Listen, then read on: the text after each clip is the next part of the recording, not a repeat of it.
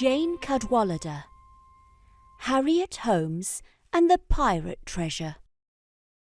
Copyright Illy.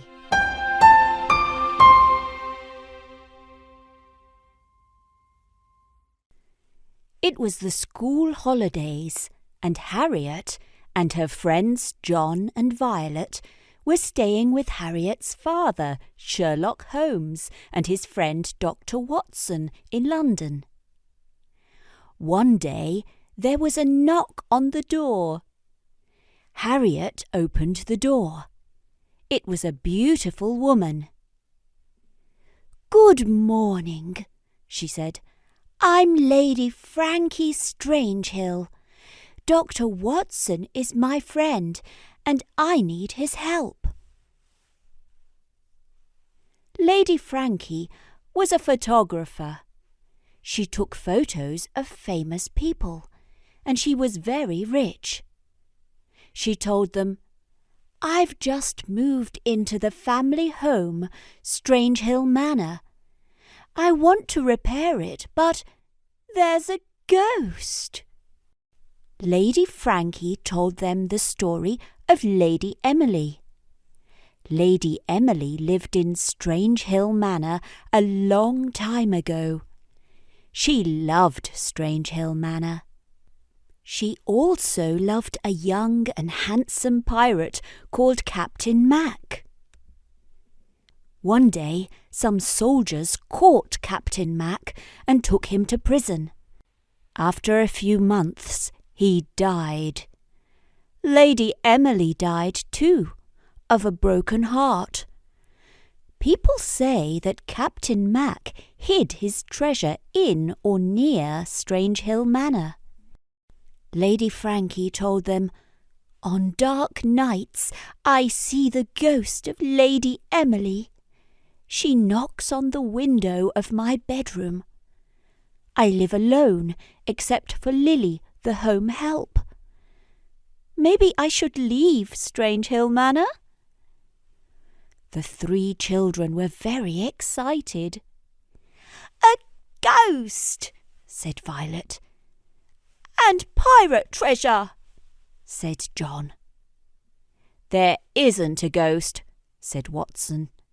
"It's something or someone. Shall we go and find out?" "Oh, yes!" said the three children together. "I'm very busy with another case," said Sherlock Holmes. "You go. I'll come later." Dr. Watson and the three children went to Strangehill Manor in Cornwall. It was on some cliffs by the sea. Below the manor was a beach with white sand and lots of rocks. "Captain Mac's cave is on the beach. It's where he kept his pirate boat," said Lady Frankie. "There's a path going down." "Oh!" said Violet. "Let's go there tomorrow." The next day they went down the path to the beach. They swam in the sea and played volleyball. They didn't see anyone on the beach, but a man and a woman watched them from the cliffs. "Look!" said Harriet. "Who is that man and that woman? Why are they watching us?" In the evening, Lady Frankie invited her two nearest neighbours for dinner.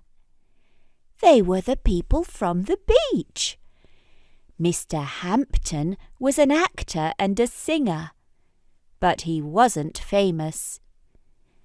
Mrs. Fisher was a local businesswoman. She lived in a flat above her garage, where mechanics repaired cars and lorries. After dinner, the children agreed that the neighbours were very strange. The children enjoyed themselves at Strangehill Manor. There were no strange noises or ghosts. Then one day, about a week later, Dr. Watson got a letter with a foreign stamp. He read it and then looked up and said, "Harriet, your father needs me. I'm leaving today, but I will come back before the end of the month." That night, at midnight, Harriet and Violet heard a loud shout. "Quick! It's coming from Lady Frankie's room," said Harriet. When they opened the door, Lady Frankie's face was white. "Lady Emily's ghost," she said. "She was looking at me from the garden and asked me to leave Strange Hill Manor." The next night, the children pulled their mattresses and pillows and blankets into Lady Frankie's bedroom and went to sleep. They woke up to a terrible cry. The ghost of Lady Emily was at the window crying, "Where is Captain Mac? Let me in and go away. This house is mine." "It's Lady Emily's ghost," cried Lady Frankie. "Oh, no, it isn't," said Harriet. "It's a Pepper's ghost." "What's a Pepper's ghost?" asked Violet. "It's an illusion," answered John, and he raced out of the room after Harriet. The children ran into the garden. The moon was shining. Harriet pointed to a big piece of glass next to the window and held up a mask and some old clothes. "You see," said Harriet, "someone has made a Pepper's ghost to frighten Lady Frankie so she leaves Strange Hill Manor." "Yes," said John, "and here's the lamp." Violet was also looking for clues. Suddenly she said, "Look, here's one of Mrs. Fisher's earring. She was wearing it when she came to dinner. And wait a minute. Look, this is Mr. Hampton's handkerchief. He was carrying it in his pocket." The next morning Harriet said, "One of these neighbours is very bad. One of them made the Pepper's ghost. Let's follow them and see." "I think it's Mrs. Fisher," said Violet. "OK," said Harriet. "I think it's Mr. Hampton. You and John follow Mrs. Fisher and I'll follow Mr. Hampton. We'll meet tonight." Violet and John went to Mrs. Fisher's garage. They hid in the back of an old car and watched. Mrs. Fisher was talking to a mechanic and holding up something small. "Look, John, it's the other earring," said Violet. Suddenly Mrs. Fisher came towards their car. They didn't have time to move. Mrs. Fisher got into the car and drove all the way to London with the children in the back. They stayed very quiet.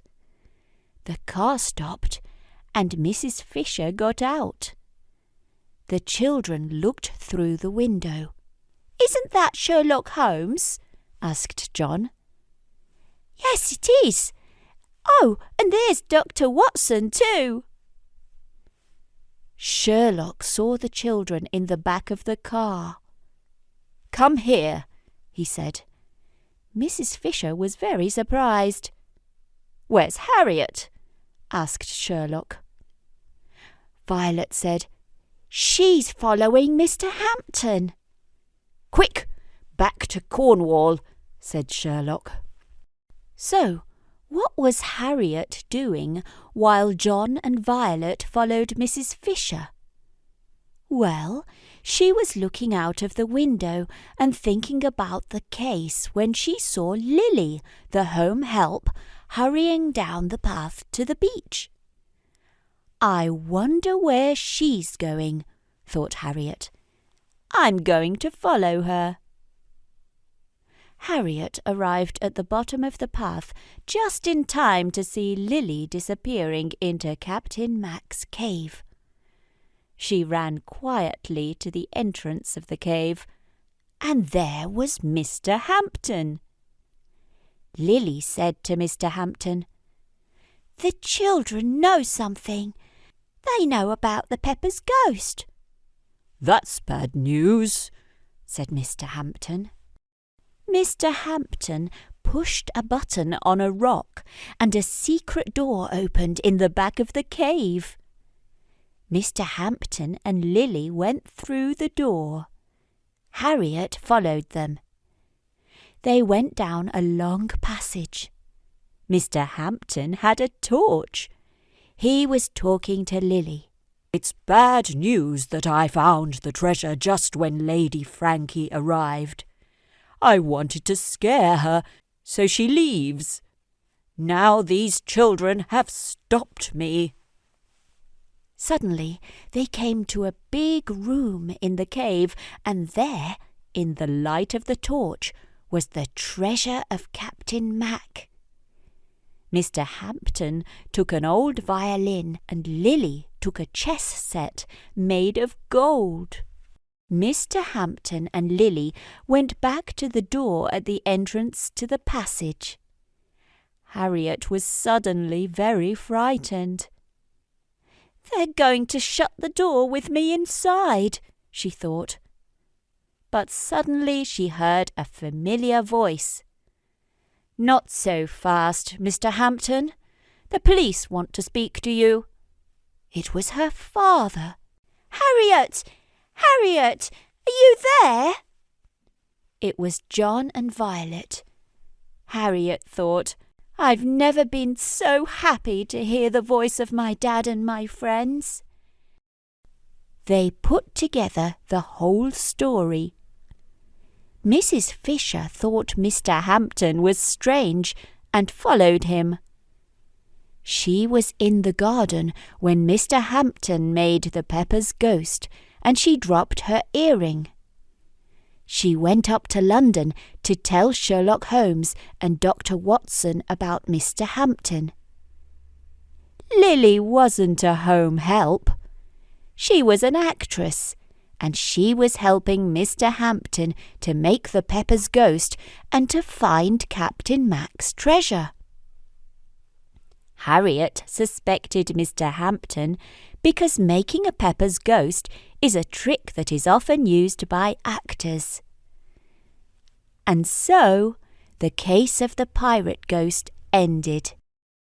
Captain Mac's treasure was taken to the local museum, and the children spent the rest of the summer staying happily with Lady Frankie at Strange Hill Manor.